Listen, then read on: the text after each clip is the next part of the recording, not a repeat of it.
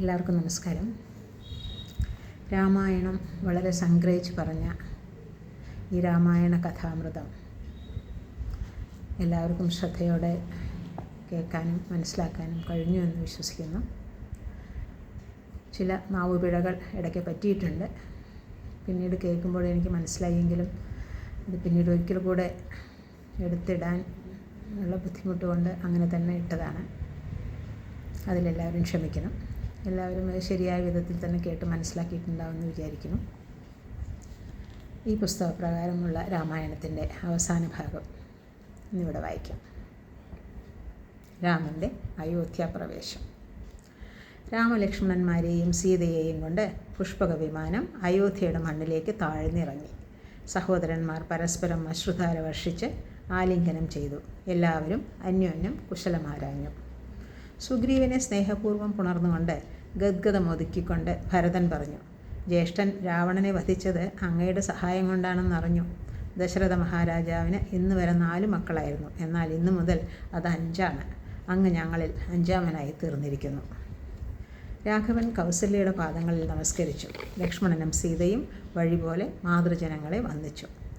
ഭരതൻ ശ്രീരാമൻ്റെ കാൽക്കൽ ശിരസ് ചേർത്തുകൊണ്ട് അറിയിച്ചു, അങ്ങ് തന്ന രാജ്യം ഞാൻ ഇന്ന് അങ്ങയെ തിരിച്ചേൽപ്പിക്കുന്നു. എൻ്റെ ജന്മം ഇന്ന് സഫലമായി. സൈന്യവും സമ്പത്തും തുടങ്ങി എല്ലാം പണ്ടത്തേക്കാൾ 10 മടങ്ങുണ്ട്. അവിടുത്തെ കാരുണ്യം കൊണ്ട് ഒരു കുറവുമില്ലാതെ ഇന്നോളം കഴിഞ്ഞു. ഇനി അവിടുന്ന് തന്നെ ഞങ്ങളെ സംരക്ഷിച്ചു കൊള്ളുക. സഹോദരന്മാരോടുകൂടി രാമൻ ആചാര്യനായ വസിഷ്ഠ മഹർഷിയെ ചെന്ന് കണ്ട് വന്ദിച്ചു. ഇക്കാലം അത്രയും താപസവേഷം ധരിച്ചിരുന്ന രാജകുമാരന്മാർ 4 പേരും ജടകളഞ്ഞ് സ്നാനം ചെയ്ത് വസ്ത്രാലങ്കാരങ്ങൾ ചാർത്തി ജാനകിയെ സ്ത്രീകളും കണിയിച്ചൊരുക്കി. വിഭീഷണനും സുഗ്രീവനും മറ്റു കപിവരന്മാർക്കുമെല്ലാം യഥോചിതം വാഴാനുള്ള സംവിധാനമൊരുക്കി. തുടർന്ന് അഭിഷേകത്തിനുള്ള ഒരുക്കങ്ങൾ ആരംഭിച്ചു. അങ്കദൻ തുടങ്ങിയ വാനരന്മാർ രാമാഭിഷേകത്തിനായി 4 സമുദ്രങ്ങളിൽ നിന്ന് ജലം കൊണ്ടുവന്നു. സ്വർണ്ണകലശങ്ങളിൽ ജലം നിറച്ച ചന്ദനമരത്തിൻ്റെ ഇലകൾ കൊണ്ട് വായ കെട്ടിവെച്ചു. മറ്റു തീർത്ഥങ്ങളിലെ പുണ്യസലിലവും കൊണ്ടുവന്ന് വെച്ചു. രത്നസിംഹാസനങ്ങളിൽ രാമനിരുന്നു. ഇടതുഭാഗത്തായി സീതയും. വസിഷ്ഠൻ, വാത്മീകി തുടങ്ങിയ ഋഷിമാരുടെ നേതൃത്വത്തിൽ അഭിഷേകം നടന്നു. വേദമന്ത്രങ്ങൾ ചൊല്ലിക്കൊണ്ട് അവർ 1008 പൊൻകലശങ്ങളിലെ തീർത്ഥജലം കൊണ്ടാണ് അഭിഷേകം ചെയ്തത്. വിഭീഷണനും സുഗ്രീവനും ചാമരം വീശി. ശത്രുഘ്നൻ വെൺകൊറ്റക്കുട പിടിച്ചു. ഭരതനും ലക്ഷ്മണനും ഉപചാരങ്ങൾ അർപ്പിച്ചു. ദേവേന്ദ്രൻ ഉജ്ജ്വലമായ ഒരു രത്നഹാരം രാമനെ അണിയിച്ചു. ദേവന്മാർ ഓരോരുത്തരും ദാശരഥിയെ വെവ്വേറെ പുകഴ്ത്തി. രാവണനെ കൊന്ന് നീ ഞങ്ങളുടെ ദുഃഖം തീർത്തു. ഇനി ലോകത്തിൽ എല്ലാവിധ അഭിവൃദ്ധിയും ഉണ്ടാവും. ദശരഥനന്ദനായ രാമൻ അയോധ്യാപതിയായി. ഭൂമി സസ്യസമ്പന്നമായി. വൃക്ഷങ്ങളിൽ അതിസ്വാദുള്ള ഫലങ്ങൾ, ദുർഗന്ധമുള്ളതായി ഭൂമിയിലുണ്ടായിരുന്ന പുഷ്പങ്ങൾ സുഗന്ധികളായി. എല്ലാ ഗൃഹങ്ങളിലും എന്നും സുഖസന്തോഷങ്ങൾ നിറഞ്ഞു. രാമദേവൻ എല്ലാവർക്കും വേണ്ടത്ര സ്വർണവും രത്നവും പശുക്കളും കുതിരകളും മറ്റും ദാനമായി നൽകി. സീത തൻ്റെ കഴുത്തിൽ നിന്നും അമൂല്യമായ രത്നഹാരം ഊരിയെടുത്ത് ഭർത്താവിൻ്റെ മുഖത്തേക്ക് സാഗൂതം നോക്കി. ഇവിടെയുള്ളവരിൽ ഭവതിക്ക് ഏറ്റവും ഇഷ്ടം തോന്നുന്നവന് ഇത് കൊടുക്കാം. സീതയുടെ മനസ്സറിഞ്ഞ് രാമൻ പറഞ്ഞു. സീത മന്ദസ്മിതം തൂയിക്കൊണ്ട് ഹനുമാനെ അരികിലേക്ക് വിളിച്ചു. രത്നഹാരം സമ്മാനിച്ചു. ഹനുമാനോട് ഇഷ്ടമുള്ള വരം ചോദിച്ചു കൊള്ളുവാൻ രാമൻ പറഞ്ഞു. ഒരു സംശയവും കൂടാതെ മാരുതി തൻ്റെ ആഗ്രഹം സ്വാമിയെ അറിയിച്ചു. രാമൻ്റെ പുണ്യകഥ നിലനിൽക്കുന്ന നാൾ വരെ രാമസ്മരണയോടെ ഭൂമിയിൽ വാഴാൻ അടിയനെ അനുഗ്രഹിക്കണം. മറ്റൊരു വരവും അടിയന് വേണ്ട. സീതാരാമന്മാരുടെ പാദങ്ങൾ വണങ്ങി ഹനുമാൻ തപസ്സിനായി ഹിമാലയത്തിലേക്ക് തിരിച്ചു. ഉഹനെയും ആദരപൂർവ്വം രാമൻ ശൃംഗിവേരത്തിലേക്ക് യാത്രയാക്കി. അതുപോലെ സുഗ്രീവനെയും അങ്കദനെയും വിഭീഷണനെയും നിരവധി വിലയേറിയ സമ്മാനങ്ങൾ നൽകി വിട ചൊല്ലി. സീതയുടെ പിതാവായ ജനകനും മകളുടെ കൈകൊണ്ട് തന്നെ പട്ടാമ്പരങ്ങളും ആഭരണങ്ങളും സമ്മാനമായി കൊടുപ്പിച്ചു. രാമരാജ്യം സമ്പദ് സമൃദ്ധമായി, സന്തോഷപൂർണമായി. ശത്രുഭയമാകുന്നു. ബാലമരണമില്ല. ഒരു സ്ത്രീയും വൈധവ്യ ദുഃഖം അനുഭവിച്ചില്ല. ആദിവ്യാധികൾ ആരെയും ബാധിച്ചില്ല. വേണ്ട കാലത്ത് വേണ്ടതുപോലെ മഴ പെയ്തു. പൗരജനങ്ങൾ പരസ്പര സൗഹാർദ്ദത്തോടെ കഴിഞ്ഞു. രാജാവ് പ്രജകളെ പുത്രന്മാരെന്ന പോലെ പരിപാലിച്ചു.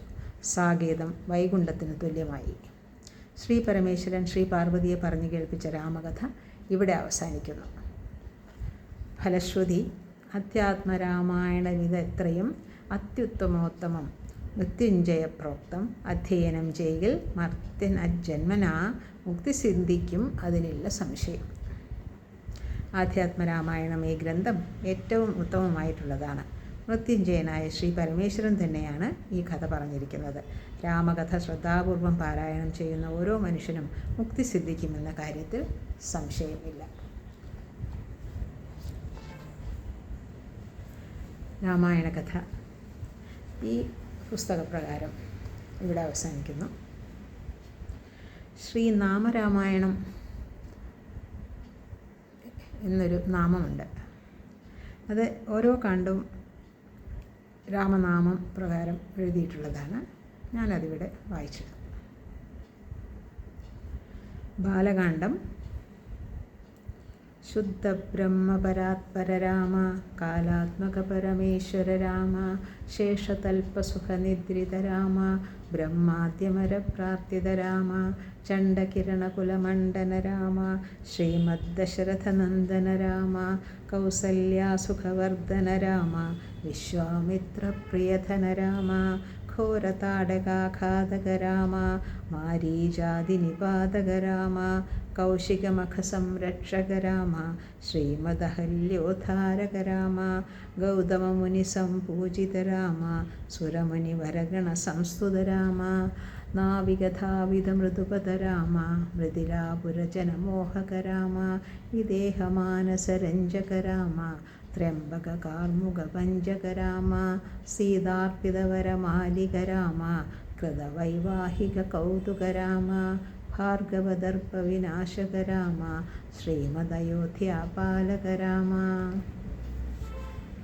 രാമ രാമ ജയ രാജ രാമ രാമ രാമ ജയ സീതാരാമ. ഹരി ഓം.